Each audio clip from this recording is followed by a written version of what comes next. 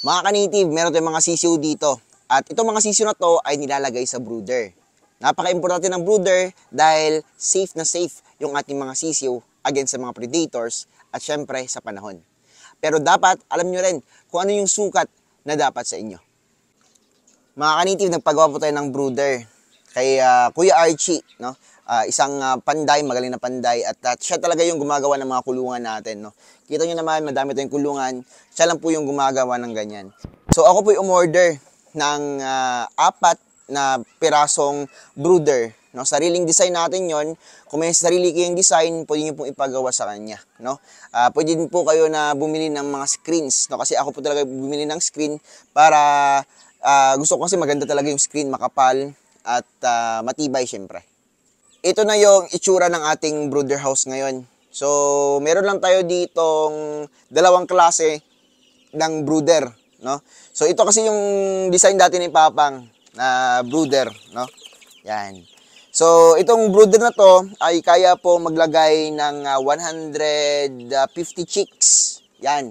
Kapag nasa mga 1 week old pa lang sila to 2 weeks old. Kagaya dito. Meron ako ditong 100 chicks na Rhode Island. Yan, mga chicks natin. Oh. Natutulog. Yan. Kapag gabi, napaka-active nila. Oh. So, dito ko lang sila nilalagay hanggang 2 weeks old. Pag 2 weeks old, hinahati-hati ko na sila. Kasi, everyday lumalaki po yung sisiw natin. So, kailangan niya ng malaki pang space.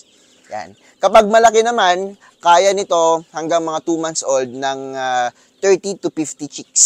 Yan, maximum of 50 chicks kung wala kayong ganong kulungan. So ito yung isang klasiko ring setup ng aking brooder. So, para ito sa mga mamahaling manok, dito ko sila separate kasi hindi naman sila masyadong marami yung kanilang production nila. Hindi sila kasing dami yung breeder natin, no? Kung ikukumpara natin sa mga for meat and egg production. Yan, so dito ko sila nilalagay. Kasi sineseparate ko yan, no? Para kapag may buyer, alam natin yung mga pure na mamahalin. Yan.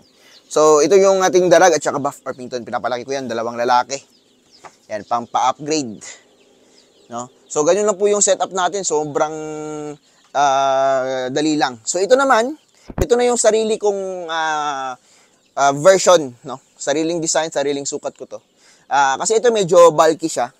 Yan, medyo malapad, no?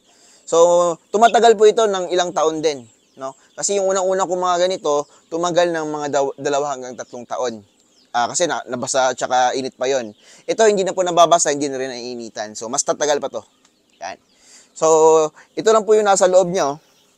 Yan, napakaganda ng screen natin. So, ito hindi pa ito nagagamit. Nilalagyan ko muna ng feeds.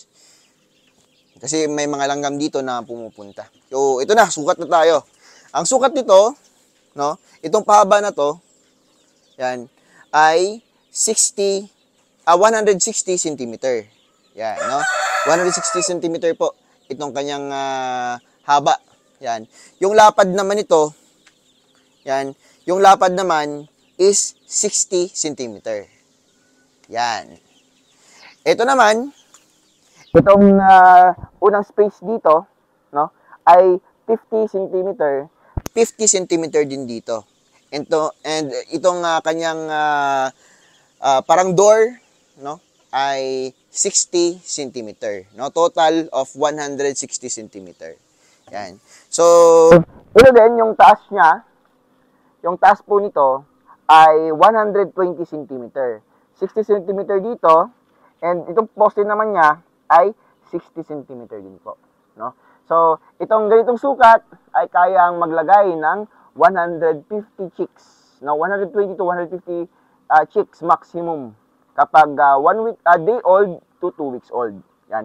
Kapag 2 weeks old, medyo malalaki na yan, kailangan ng i-separate. Yan, no? And syempre, yung ginagawa ko rin dito, palagi nalilinis sa ating brooder, no? Sa loob, nililinisan din natin. Tinatanggal natin yung mga dumi na hindi napupunta sa baba, no? Kinikis-kis po natin. Yan. At din-disinfect din po natin gamit yung Microban AV.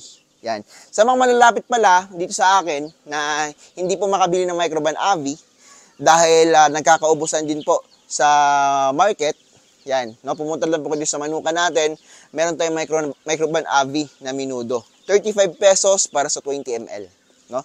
So, Microban Avi po yon, hindi po yung Microban GT. Yung Microban GT kasi is para sa mga baboy.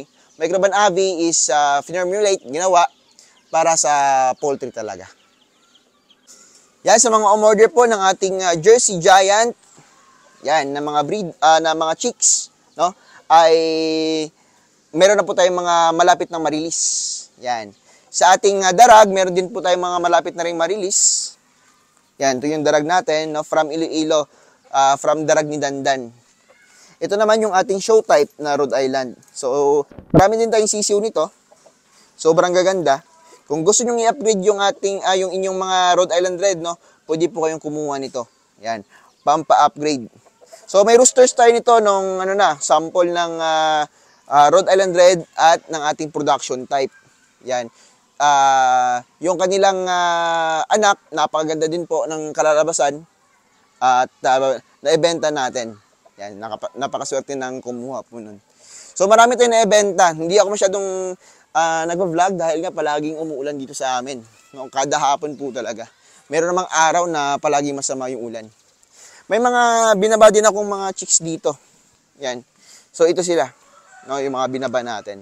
Ito yung mga Rhode Island Red natin dito. Yan. So, ito pong ating mga binaba ay nagkakaedad na po yan ng almost 3 months. So, pwede na silang ibaba at i-mix dito sa ating mga breeders. Yan. Kasi kapag sila po ay binaba natin malalaki na, mag-aaway-aaway na po yan sila. So, wala pong away na nangyayari dito and goods na goods yung ating mga alagang manok.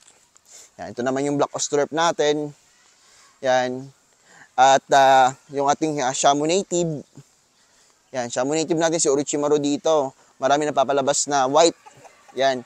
Yung iba naman ay Kanawayon. Dahil nga Kanawayon yung mga lalaki natin dito. Yan. So, ito yung mga Black Australorps. Yan. Yun naman yung hybrids natin. Yan. Sa hybrids natin, may mga roosters ako na extra dito. Pwede kayong kumuha. Yan, umaambon na naman. No? Kada hapon, ito po yung nangyayari sa amin. So, yung ginagamit ko lang dito, sa gamutan, is Ambroxetil, syempre. Ambroxetil. No, sisiw lang ang sakit sa Ambroxetil. At syempre, ipaparisan natin ang Progen Z. Yung ginagamit ko ditong feeds, same pa rin din po, no? V-Pro 4000 and Gallimax 21. Yan. No? Yun lang po yung ginagamit ko. May mga mix tayo niyan sa Agribet, pwede kayong pumunta. Yan. Awat para sa mga mamahaling manok natin, mga malalaking manok, yan, mga higanting manok, pumunta lang po kayo sa Facebook page natin dahil doon ko po pinopost yung ating mga ganoong manok. Dito kasi sa YT, no, bawal po mag-post ng ganoong manok. No, hindi ko lang alam bakit bawal. At pero sa shorts, no, makikita nyo po yung mga videos natin. Kaso nga lang yung shorts, hindi masyadong nagno-notify. So, pwede nyo po akong i-follow sa Facebook page natin. No? Yan. Palagi po ako nag-upload doon sa ating Facebook. Sa YT naman, babalik tayo sa pag-upload palagi. Yun lang kasi masama talaga yung panahon. Basta, no, gagawin po yung best para makapag-upload ako palagi. No? Kung gagawin ko araw-araw, pwede. Yan. No? Andun yung mga mamahaling manok natin. Hindi pwede mapakita. So, sa pag-incubate natin, tuloy-tuloy pa rin yung pag-incubate. May hatching tayo dito sa Picha 9. Yan, hatch na naman tayo. Yan. So, ito sila ay nasa 1,300 chicks mahigit. 1,300 eggs mahigit. Yan, meron pa tayong hindi mga naloload. Yan. No? So, napakadali ng pera dito sa pagmamanok. Talaga mag-i-enjoy ka. Yun lang, no? Happy farming sa inyong lahat. And maraming salamat po sa panonood. Sana may natutunan kayo sa video natin ngayon.